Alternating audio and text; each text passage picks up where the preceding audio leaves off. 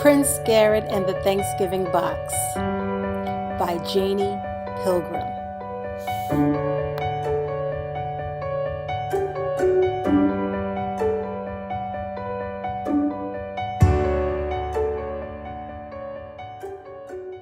Prince Garrett and Chef were in the royal kitchen, putting together the shopping list for Chef's visit to the International Frenchtown Market.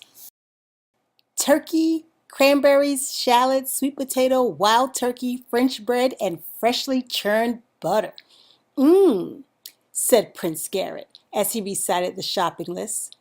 After a pause, the prince asked, "Chef, would you reconsider me joining you on your shopping trip to the Frenchtown Market?" "I'm sorry, but royalty does not patronize local shops," said Chef. "But why?" the prince asked with a long face. "It's just not proper," said Chef. "There are local townspeople at the shop, right, Chef?" asked Prince Garrett. Chef nodded his head in agreement and continued to review the shopping list. "Well, one day I'll be lord of the townspeople. Shouldn't I know who they are?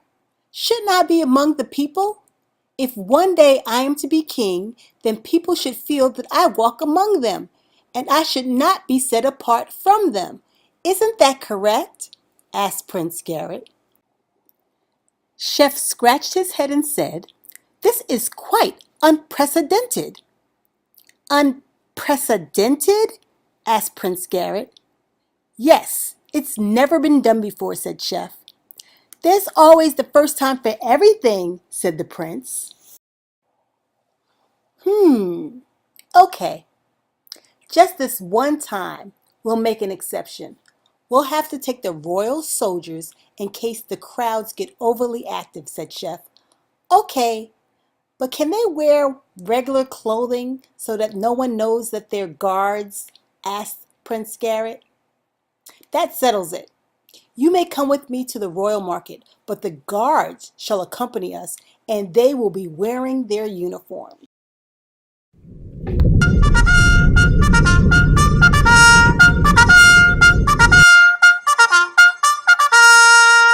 As Chef, Prince Garrett, and the guards entered the international market in Frenchtown, the prince's eyes were wide with amazement. To see so many people dressed in their different native garbs was exciting. The smells of different foods from around the world tickled the prince's nose and made his taste buds water.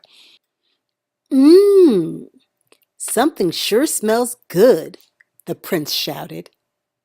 The prince's reaction pleased Chef.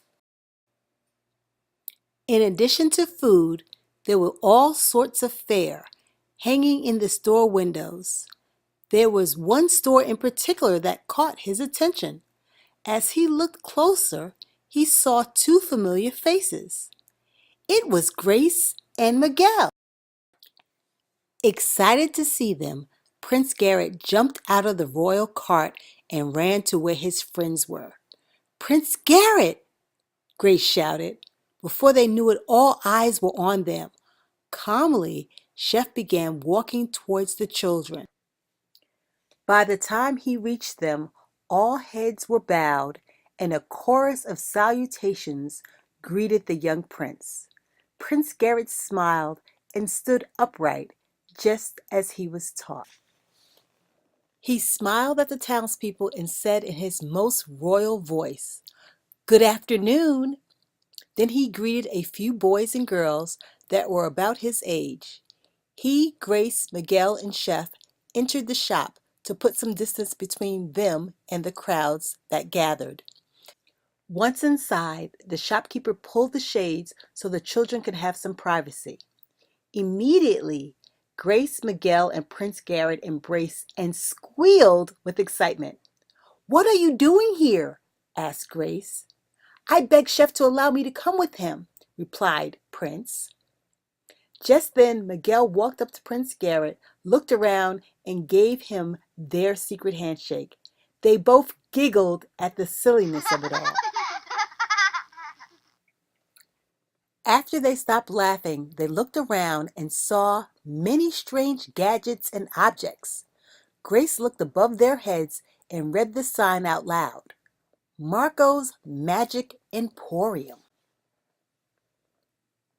Well, that explains it, said Miguel.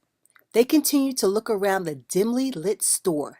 Each item was stranger than the next. They saw magic wands of all shapes and sizes, crystal balls of all colors and spheres, and sharply pointed hats. Beside them stood a large rectangular shaped crate labeled Pandora's Box. Grace said, "Do not open that one, PG. Do you know the story of Pandora? She opened up the box and released bad things into the land." "She also released hope after all the bad things were out," said Miguel. "Do you really want to take that chance?" asked Grace. The suspense was killing him. He had to open the box. They all took a deep breath, closed their eyes, and watched as Prince Garrett opened the box. Dressed in full sorcerer gear, out popped Magus, the prince's cousin. After catching their breath, they all asked at once, "What are you doing in there?" Hunched over in laughter and still trying to catch his own breath, Magus exclaimed, "I saw you from the store window, coming in and I hid." "You surprised us," said Miguel. "Well, it seems Pandora's box lets more than evil into the world," said Grace. Grace, Miguel, Prince Garrett looked at each other and laughed at the thought of Magus's being a creature from Pandora's box. "This place is great," said Magus. "I love to come here to discover the latest in wizardry. I plan on performing a great act after Thanksgiving dinner." Under her breath, Grace said, "I don't want to be anywhere near that." In her mind, she remembered Magus's last great trick that turned her and Prince Garrett into rolls of toilet paper. While the others laughed, Miguel tried to hide the sad look on his face. "What's wrong, Miguel?" the prince asked. "Nothing really. When Magus mentioned Thanksgiving, I thought of my father. He's out at sea with your dad, the king, and I haven't heard from him in months. I hope he's okay," said Miguel. "I can always send word for my father and ask him of your father's whereabouts," said the prince. "Would you?" Miguel asked, sounding slightly more cheerful. "Of course I will. I'm sure he's fine," the prince said to comfort Miguel. "He's been away for a long time without any word. My mom doesn't say much, but I know she's worried too." Miguel confided in Prince. "Sometimes it gets hard when we don't hear from him, especially around the holidays, and now Thanksgiving is coming up. This has been the longest stretch of time we haven't heard from him." Miguel sighed. Interrupted by the question, "May I help you, Your Highness?" The children turned around and Prince Garrett answered, "We're just browsing." A woman with curly salt and pepper hair and glasses said, "Perhaps I can show you around." Arona, the shopkeeper, led the children to a locked glass cabinet containing glowing crystal balls, some gold medallions, some strange writings on them, and a plain wooden box with a slot in the top. Unlocking the cabinet, she reached inside and took out the box. "Is that another Pandora's box?" Grace asked.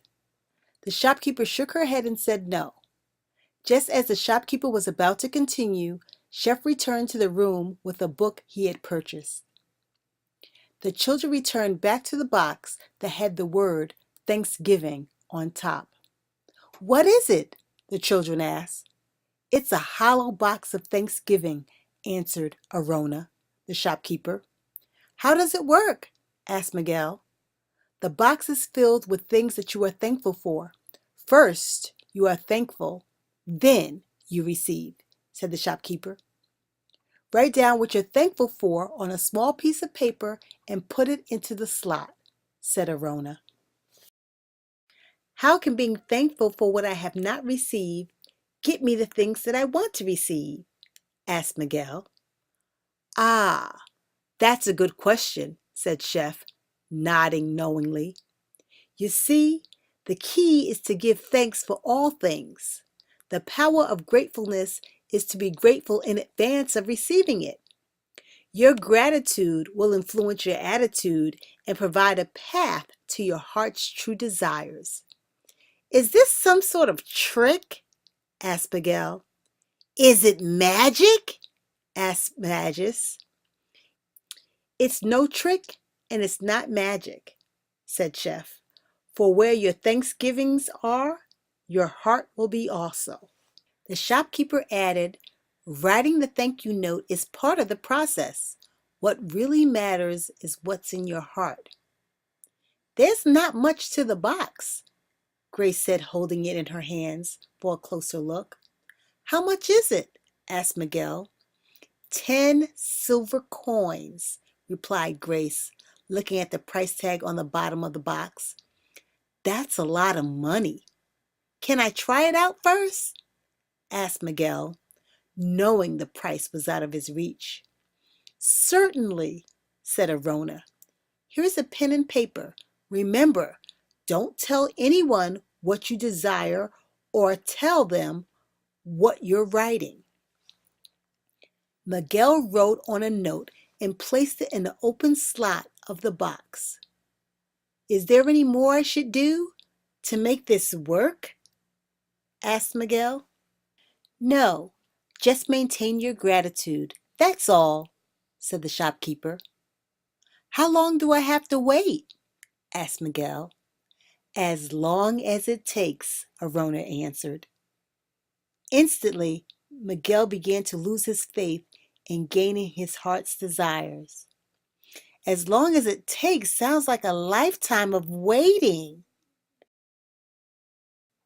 Seeing Miguel's expression, Prince Garrett said, Don't worry, Miguel. We'll be thankful for you. This will help you be grateful. Grace and Magus chimed in. Yeah, if we're grateful together, your heart's desire is bound to come true. Thanks, guys, said Miguel, trying to keep the smile on his face. Looking at the clock on the wall, Chef said, We'd better get going. Grace, Miguel, and Magus, would you like a lift home? Grace and Miguel graciously accepted the ride. Magus already had a ride awaiting for him going back to Gigi's court. On the ride home, Prince Garrett extended Thanksgiving dinner invitations to Miguel, his mom, and Grace. On Thanksgiving Day, familiar smells fit for a king filled the castle. Prince Garrett was excited about his friends joining him for Thanksgiving dinner. Miguel was quiet during dinner. Would you like some dessert? Asked the prince. No, thank you, said Miguel sadly. Prince Garrett asked Chef whether he and the other kids could be excused. The children played games that would cheer Miguel up. Finally, they decided to ask him what was wrong. Miguel started telling them how he felt that the magic box did not work. Just then, Chef entered the room with a package and a note. Miguel, this package came for you yesterday. I asked the guard to hold it for you and wanted to give it to you after dinner. Open it! Shouted Magus. Miguel opened the note. Dear son, during my travels in Spain, I entered a small shop with a woman that provided me with a wooden box. She said the box had arrived from a region near Milford Forest. When she told me that, it made me think of you. So I purchased it for you. I hope you like it. P.S. I will be home for Christmas.